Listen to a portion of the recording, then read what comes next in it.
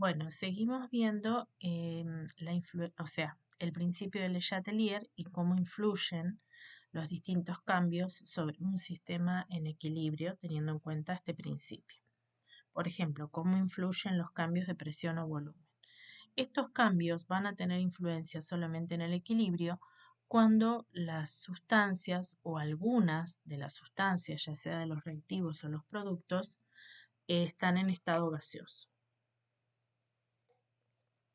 Por ejemplo, en este ejemplo que volvemos a mostrar, que es el de la obtención del amoníaco, donde reactivos y productos están en estado gaseoso, nosotros lo primero que observamos, teniendo en cuenta la estequiometría de la reacción, es que no tenemos el mismo número de moles a izquierda que a derecha. Entre los reactivos tenemos 4 moles y entre los productos 2 moles. Entonces nos podemos preguntar, por ejemplo, ¿cómo evolucionaría el equilibrio si nosotros aumentáramos la presión? Recordemos que lo que nos dice el principio de Le Chatelier es que el sistema evoluciona tratando de contrarrestar el efecto impuesto hasta alcanzar un nuevo equilibrio. Entonces nosotros le estamos aumentando la presión al sistema. ¿Y el sistema qué va a tratar de hacer entonces? Va a tratar de disminuir la presión, porque nosotros desde afuera estamos aumentándola. El sistema va a evolucionar tratando de disminuir esa presión hasta alcanzar un nuevo equilibrio. Entonces yo me pregunto, ¿hacia dónde va a disminuir la presión el sistema? ¿Yendo hacia los reactivos o yendo hacia los productos? Evidentemente va a ser yendo hacia los productos. ¿Por qué razón?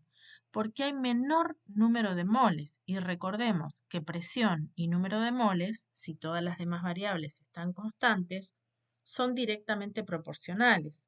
Si recordamos en gases, podríamos decir que P es igual a una constante por el número de moles, si todas las otras variables están constantes.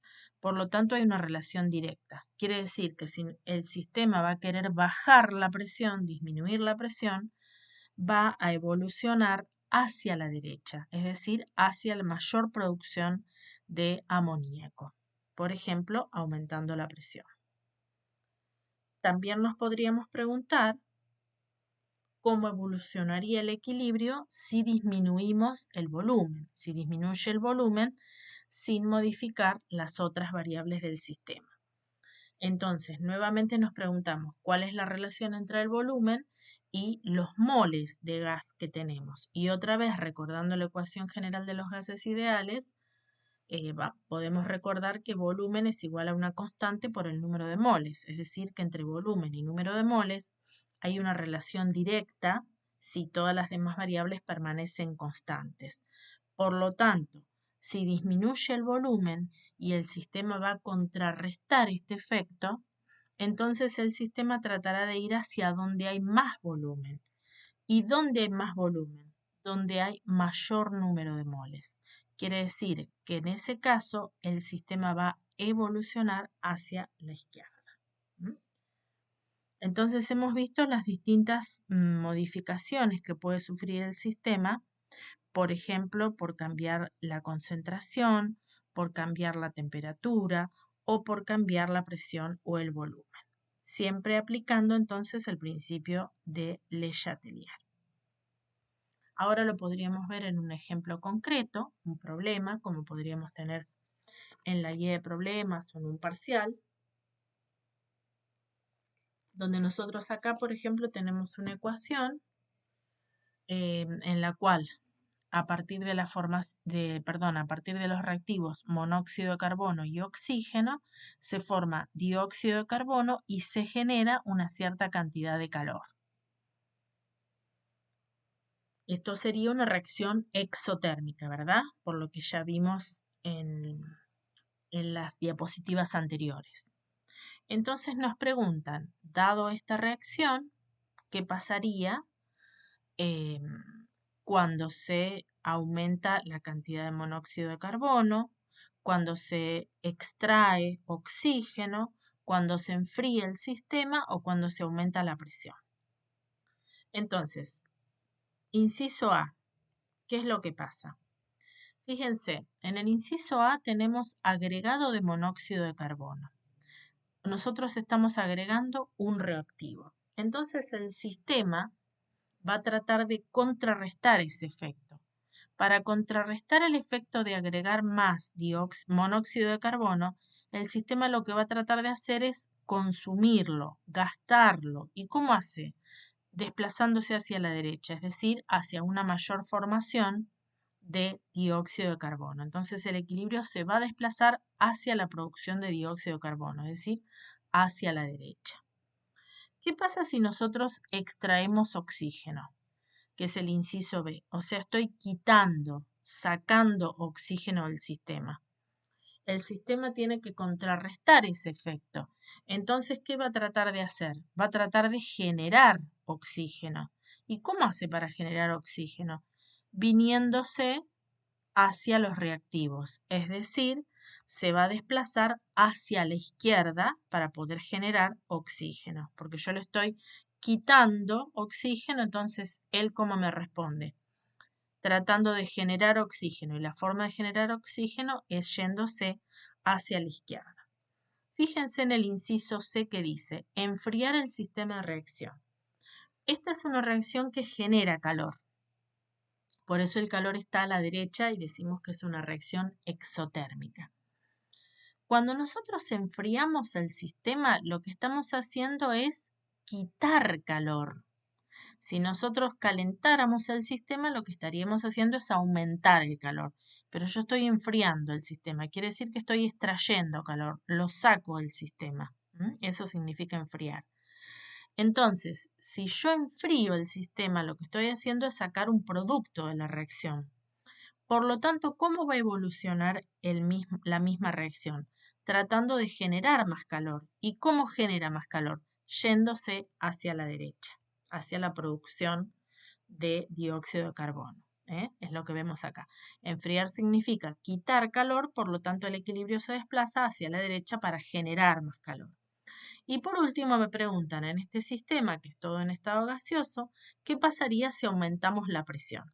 Entonces ahí yo también tengo que evaluar cómo es la estequiometría de la reacción. Fíjense que entre los reactivos, si sumo el número de moles que tengo entre los reactivos, tengo 3. En cambio, en los productos tengo 2 moles.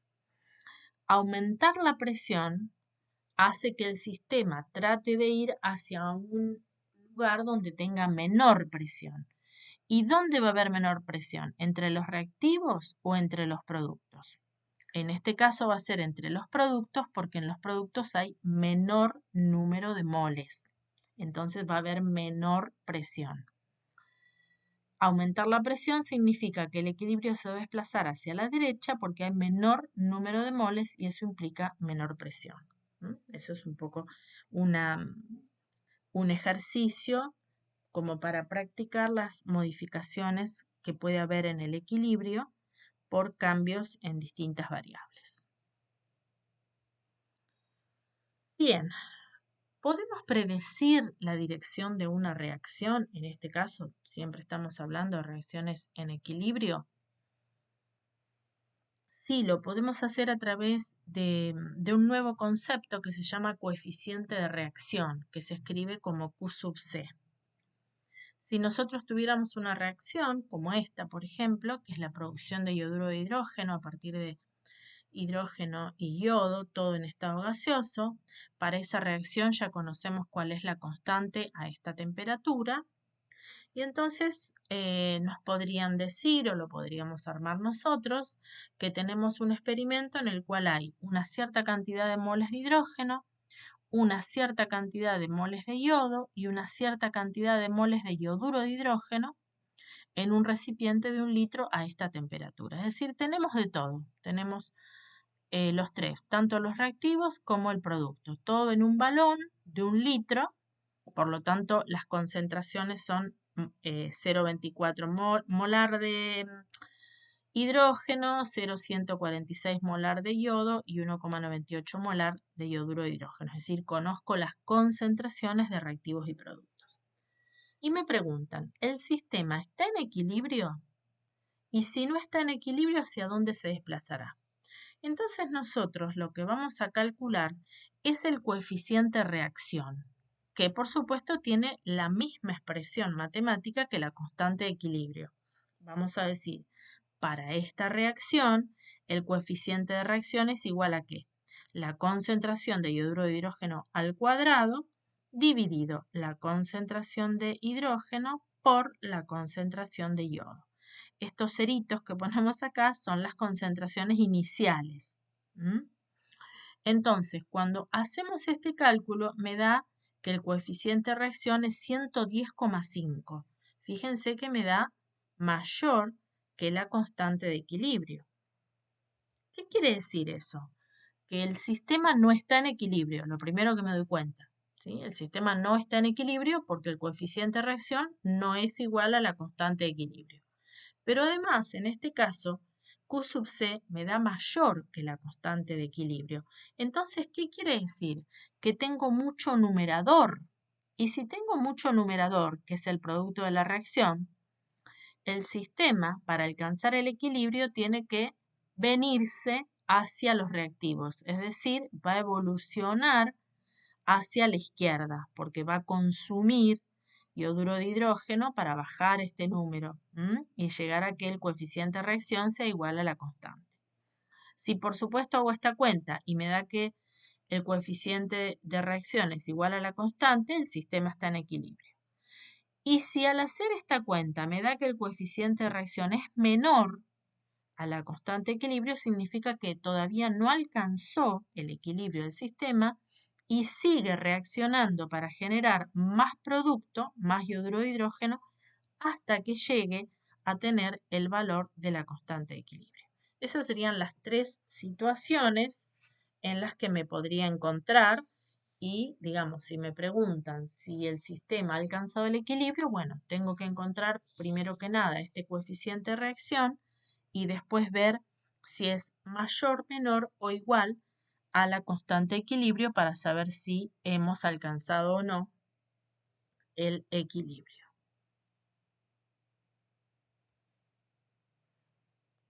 Bueno, acá tenemos una pregunta que está interesante, que es simplemente para ver un ejemplo bien de la vida diaria. Dice, ¿cómo se adapta el ser humano a vivir en las alturas? Nosotros tenemos en sangre una proteína que se llama hemoglobina y esa proteína tiene una función principal que es transportar oxígeno y llevarla a los distintos tejidos y a los distintos órganos. Tenemos otra proteína que es parecida, que se llama mioglobina, que lo que hace es almacenar oxígeno. En cambio, esta es transportadora de oxígeno. Bueno, cada molécula de hemoglobina capta, atrapa o mantiene 4 de oxígeno y se transforma en este complejo que se llama oxihemoglobina, que es justamente el que va llevando el oxígeno por los distintos órganos. Entonces, ¿qué pasa en las alturas?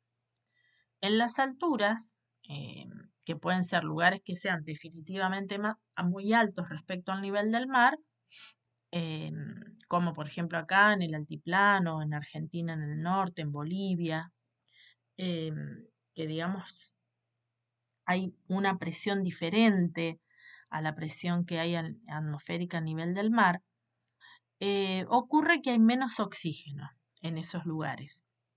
Entonces, ¿qué es lo que pasa? Si uno mira esto, que es un equilibrio, y dice, tengo menos oxígeno, la pregunta es, ¿cómo se desplaza el equilibrio cuando hay menos oxígeno? Y el equilibrio se va a desplazar, según lo que aprendimos, hacia acá, porque si hay menos oxígeno, el equilibrio va a tratar de irse hacia acá.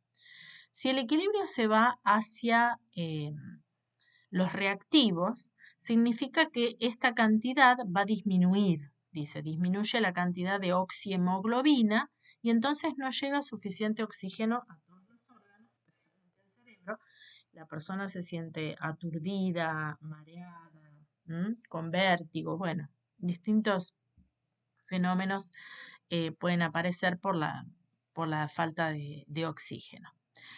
Entonces, nos podríamos preguntar cómo podríamos nosotros desplazar ese equilibrio hacia la derecha. Y tenemos como dos alternativas. Una que es la que se usa cuando los alpinistas suben a las montañas, que es justamente llevar un tubo de oxígeno. Al llevar un tubo de oxígeno, bueno, lo que estamos haciendo es generar más oxígeno, respirar mayor cantidad de oxígeno y obligar al equilibrio a desplazarse hacia la derecha, ¿sí? Eso se puede hacer entonces en esas ocasiones en las cuales se está haciendo ese deporte. Pero ¿qué pasa con las personas que viven normalmente en lugares tan altos? Bueno, ahí es la naturaleza la que actúa, que es lo que vemos acá, y lo que hace la naturaleza es generar más hemoglobina en sangre. Las personas que viven en lugares altos tienen mucha más concentración de hemoglobina que las personas que viven al nivel del mar, porque justamente es la otra forma de desplazar el equilibrio hacia la derecha, o teniendo más oxígeno disponible o teniendo más hemoglobina en sangre. Y bueno, eso es lo que hace la naturaleza en las personas que viven en lugares muy altos respecto al nivel del mar, ¿no? Bien. Y acá entonces terminaríamos la primera parte.